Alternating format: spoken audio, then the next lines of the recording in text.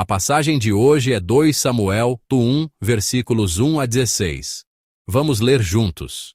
E depois da morte de Saul, voltando Davi da derrota dos amalequitas, e ficando Davi 2 dias em Ziclag, sucedeu, ao terceiro dia, que um homem veio do arraial de Saul com as vestes rotas e com terra sobre a cabeça.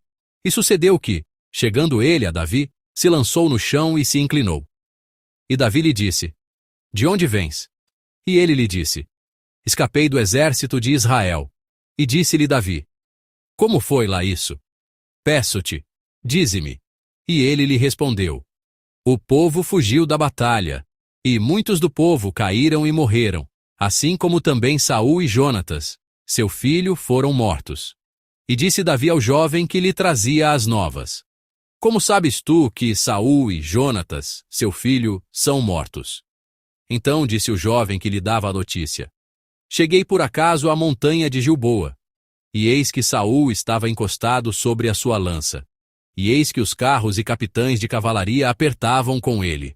E olhando ele para trás de si, viu-me a mim e chamou-me, e eu disse: Eis-me aqui. E ele me disse: Quem és tu? E eu lhe disse: Sou amalequita. Então ele me disse: Peço-te, arremessa-te sobre mim e mata-me, porque angústias me têm cercado, pois toda a minha vida está ainda em mim. Arremessei-me, pois, sobre ele, e o matei, porque bem sabia eu que não viveria depois da sua queda. E tomei a coroa que tinha na cabeça, e a manilha que trazia no braço, e as trouxe aqui a meu senhor. Então, apanhou Davi as suas vestes, e as rasgou, como também todos os homens que estavam com ele, e prantearam, e choraram, e jejuaram até a tarde por Saul, e por Jonatas, seu filho, e pelo povo do Senhor, e pela casa de Israel, porque tinham caído à espada. Disse então Davi ao jovem que lhe trouxera a nova: De onde és tu? E disse ele: Sou filho de um homem estrangeiro, amalequita. E Davi lhe disse: Como não temeste tu estender a mão para matares o ungido do Senhor? Então chamou Davi a um dos jovens e disse: Chega e lança-te sobre ele. E ele o feriu, e morreu. E disse-lhe Davi: O teu sangue seja sobre a tua cabeça, porque a tua própria boca testificou contra ti, dizendo: Eu matei o ungido do Senhor. Amém. Concluímos ontem, no domingo de Páscoa, a meditação no Evangelho de Marcos que vínhamos fazendo desde janeiro. A partir de hoje, meditaremos juntos na palavra de 2 Samuel.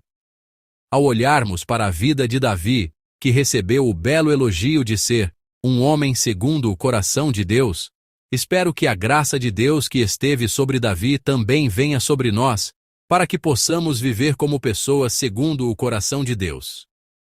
2 Samuel é uma continuação direta do livro de 1 Samuel. Em 1 Samuel, está registrada a história da transição de Israel da era dos juízes para a era da monarquia. Samuel, o último juiz de Israel, estabelece Saul como o primeiro rei, em meio às exigências e expectativas do povo, e com a permissão de Deus. Saul, ungido e feito rei em meio aos aplausos e expectativas de muitos, logo é rejeitado por Deus por não obedecer completamente à sua palavra. Deus, por meio de Samuel, unge Davi, que era um pastor, e o estabelece como o segundo rei. Davi, que se tornou um herói nacional ao derrotar o campeão filisteu Golias em nome do Senhor e levar Israel a uma vitória dramática, logo é forçado a fugir para salvar sua vida, devido à inveja e ao ciúme de Saul. Por mais de 10 anos, Davi viveu no deserto, fugindo da perseguição de Saul. Quando a situação se tornou insustentável, ele se exilou na terra dos filisteus, seus inimigos, e passou a viver em uma cidade chamada Ziclag. Um dia, os amalequitas atacaram Ziclag, saqueando as famílias e os bens de Davi e de seus homens. Enquanto Davi lutava contra os amalequitas para recuperar o que foi roubado, uma guerra eclodiu entre os filisteus e Israel. Nessa batalha, que ocorreu no Monte Gilboa, Israel sofreu uma grande derrota, e Saul e seus 3 filhos foram mortos. É em meio a essa situação urgente e caótica que a história de hoje, ou seja, 2 Samuel, começa. Poucos dias depois de Davi ter vencido a guerra contra os amalequitas e retornado a Ziclag, um homem com as vestes rasgadas e a cabeça coberta de terra veio até Davi e se prostrou. Apresentando-se como alguém que havia escapado do acampamento de Israel, ele informou a Davi, que estava curioso sobre o resultado da batalha de Gilboa, que Israel havia sido derrotado e que, além de muitos soldados, Saul e Jonatas também estavam mortos. Quando Davi perguntou como ele sabia que Saul e Jonatas estavam mortos, o homem respondeu que, por acaso, estava no monte Gilboa e viu Saul sendo perseguido pelos carros de guerra dos filisteus. Saul também o viu, perguntou quem ele era, e ele se apresentou como um amalequita. Segundo ele, Saul, em grande angústia, pediu-lhe que o matasse.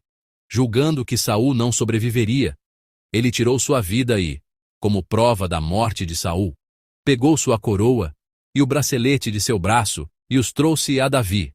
No entanto, a história contada por este amalequita que veio a Davi entra em conflito com os detalhes da morte de Saul, registrados no capítulo 31 de 1 Samuel.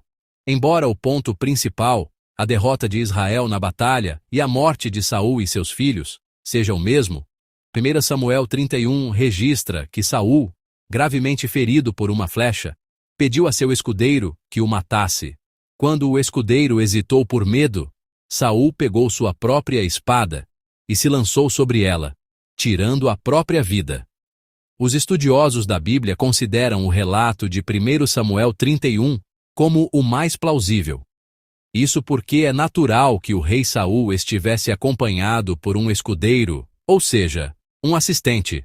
Além disso, pouco antes de morrer, Saul temia que os filisteus incircuncisos o perfurassem e o insultassem. Então não faz sentido que ele pedisse a um amalequita, igualmente incircunciso, que lhe desse o golpe final. Em outras palavras, Saul morreu como registrado em 1 Samuel 31, e este amalequita, de alguma forma, obteve a coroa e o bracelete que Saul usava. Ele veio a Davi esperando receber grandes elogios e recompensas por trazer a notícia da morte de Saul e os símbolos da realeza. E, para destacar seu próprio feito, ele mentiu, dizendo que havia tirado a vida de Saul. Isso também significa que este amalequita sabia que Davi havia sido ungido e tinha discernimento suficiente da cultura e da situação de Israel para entender que ele seria o próximo rei após a morte de Saul. A razão pela qual ele conhecia a situação política também é revelada no versículo 13, quando Davi lhe pergunta: "De onde és tu?" E ele se apresenta como filho de um homem estrangeiro, amalequita. A expressão estrangeiro aqui é diferente de um simples gentio sem qualquer relação com Israel. A expressão estrangeiro refere-se a pessoas que vieram viver dentro da comunidade de Israel, ou seja, este amalequita, vivendo entre o povo de Israel, compartilhava da cultura israelita e estava ciente da situação política, que o ungido poderia subir ao trono, que existiam duas pessoas ungidas em Israel na época, que o rei existente queria eliminar o outro candidato ao trono, e que este outro candidato estava foragido. Julgando que Davi naturalmente ascenderia ao trono agora que o perseguidor implacável Saul estava morto, este amalequita acrescentou a mentira de que ele mesmo havia matado Saul para garantir uma recompensa maior quando Davi se tornasse rei. No entanto, a reação de Davi ao ouvir a notícia da morte de Saul foi completamente diferente do que o amalequita esperava. Vamos ler juntos os versículos 11 e 12. Então, apanhou Davi as suas vestes e as rasgou, como também todos os homens que estavam com ele. E prantearam, e choraram, e jejuaram até a tarde por Saul e por Jonatas, seu filho, e pelo povo do Senhor, e pela casa de Israel, porque tinham caído à espada. Amém. Davi rasga suas vestes, lamenta, chora e jejua. Esta é uma forma de expressar lamento a Deus diante de uma calamidade ou tragédia insuportável, ou em momentos de desespero extremo. Na verdade, como o amalequita havia julgado, a situação era motivo suficiente para Davi se alegrar. Saul, que era o rei a quem servia e seu sogro, mas também seu perseguidor implacável e rival, havia morrido de repente. Davi poderia ter considerado isso um golpe de sorte, confessando que Deus o havia livrado das mãos de seus inimigos e cantando louvores. Era uma situação em que ele poderia rapidamente planejar e traçar estratégias para voltar a Israel e se tornar o próximo rei. No entanto, Davi está de luto pelo fato de que o rei, ungido por Deus e com a responsabilidade de liderar o povo em seu nome, não confiou em Deus nem obedeceu à sua palavra, mas tomou decisões erradas que levaram não apenas à sua própria morte, mas também à derrota e morte do povo de Deus. E ele diz ao amalequita, vamos ler juntos o versículo 14. E Davi lhe disse, como não temeste tu estender a mão para matares o ungido do Senhor? Amém. Davi não esqueceu o significado contido naquela unção. Que Deus o havia separado, escolhido e feito sua propriedade. Ele entendia que o ungido, sendo alguém estabelecido por Deus, não podia ser tratado de forma leviana, e que feri-lo era desafiar a escolha e a autoridade de Deus. Por isso ele reconhecia plenamente a soberania de Deus. Essa foi também a razão pela qual, durante seus dias escondido no deserto, Davi teve 2 oportunidades de matar Saul, mas se recusou a tirar sua vida, crendo que Deus faria justiça. Em outras palavras, Davi confiava, temia e dependia totalmente de Deus. Davi, entristecido e indignado com a morte do homem estabelecido por Deus, ordena a execução do amalequita, que não temeu matar o ungido do Senhor. O texto de hoje termina com o amalequita, que esperava uma recompensa, perdendo a vida. Amados irmãos e irmãs, o amalequita e Davi, os 2 personagens na história de hoje, têm em comum o fato de que ambos conheciam e ouviram a palavra de Deus. No entanto, a forma como eles entenderam e ouviram a palavra de Deus resultou em uma diferença em suas ações. E a diferença em suas ações resultou em uma diferença em seus resultados. O amalequita, embora soubesse que Deus escolhe e estabelece o ungido, não levou a sério o significado contido nisso. Ele deu mais ouvidos ao seu próprio coração do que à palavra de Deus e, cego pelo desejo de sucesso, acrescentou a mentira de que havia tirado a vida do ungido de Deus.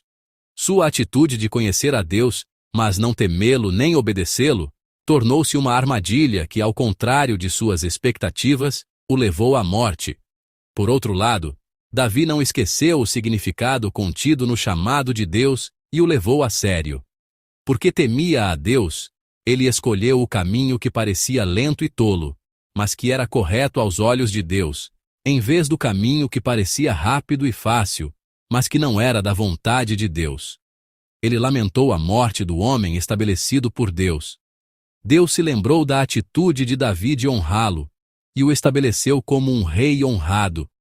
Através das figuras de Saul, que teve um fim trágico por desobedecer à palavra de Deus, do amalequita, que mesmo conhecendo a palavra de Deus, a usou para seu próprio sucesso e acabou morrendo, e de Davi, que temeu a Deus até o fim e venceu pela fé, Deus nos pergunta como nós somos.